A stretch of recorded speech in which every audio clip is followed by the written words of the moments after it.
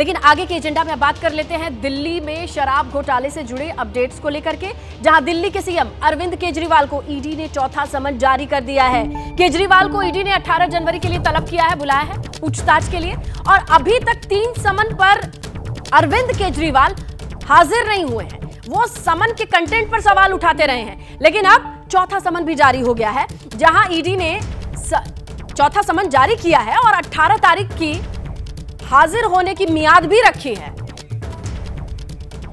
आइए थोड़ा सा आपको टाइमलाइन बताते हैं कि आखिर कब कब क्या क्या हुआ ईडी की ओर से और केजरीवाल के इस पूरे मामले में कब कब कौन सा समन आया। पहला समन आया था 2 नवंबर 2023 को, दूसरा समन आया 21 दिसंबर 2023 को, तीसरा समन आया 3 जनवरी 2024। लेकिन इस पर भी जब वो पेश नहीं हुए तो चौथा समन आज के दिन 13 जनवरी 2024 को दिया गया। 18 की तारीख भी दी गई है कि अब इस पर आप आइए सामने और बताइए कि क्या चीजें हैं, अभी तक क्या हुआ है, इस पर जवाब की क्या स्थिति है। जिस पे देखिए अरविंद केजरीवाल का जवाब यह है कि मुझे किस हैसियत से बुलाया गया है, सबसे पहले ईडी ये क्लियर करे। अगर सवालों की लिस्ट भेजेंगे तो मैं उसका जवाब दे दूंगा, लेकिन इन 2 सवालों के बगैर मैं हाजिर नहीं होऊंगा। देखिए आपके समन का कोई आधार नहीं है, ये कहते नजर आते हैं अरविंद केजरीवाल, और ईडी का जो ये व्यवहार है वो मनमाना है और पारदर्शी नहीं है। ये 2 आरोप उन्होंने लगाए हैं। कानून का सम्मान करता हूं, जांच के सहयोग के लिए तैयार हूं, लेकिन समन का उद्देश्य जांच करना है या मेरी प्रतिष्ठा को धूमिल करना है। यह है अरविंद केजरीवाल की ओर से कि आखिरकार क्यों नहीं वो पेश हो रहे हैं, समन पे समन जारी हो रहा है। चलिए ग्राउंड पर लिए चलते हैं और आपकी स्ट्रैटेजी समझने की कोशिश करते हैं। हमारे एक्सपर्ट, हमारे सहयोगी मनोज वर्मा जुड़ चुके हैं। मनोज, जरा ये समझाएं कि आप अब किस रणनीति पर काम कर रही है। क्या समन का जो सवाल अरविंद केजरीवाल ने पूछा है वैसा ही समन है या फिर कुछ और रिएक्शन आ सकता है?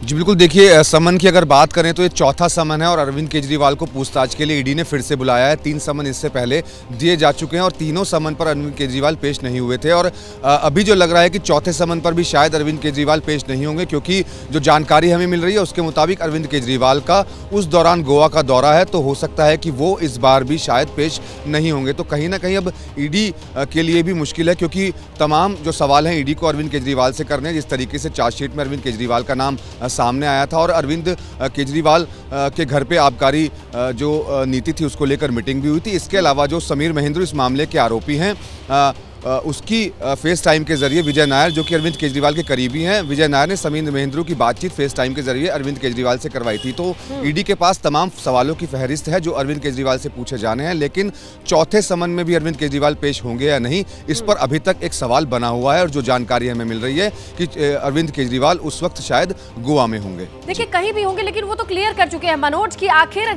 समन में सवाल क्यों नहीं बताए जा रहे, किस रिगार्डिंग बुलाया जा रहा है, ये क्यों नहीं क्लियर किया जा रहा है। मनोज, आपका शुक्रिया तमाम जानकारी के लिए। तो एक तरफ अभी आपने मनोज से सुना कि किस तरीके से चौथे समन पर भी हो सकता है कि वो पेश ना हो, लेकिन बीजेपी खेमे में फिर से सियासत तेज है, मोर्चा खोल दिया गया है। बीजेपी का कहना यह है कि केजरीवाल चाहे कितने भी बहाने बना ले, कानून के आगे उन्हें पेश होना ही पड़ेगा।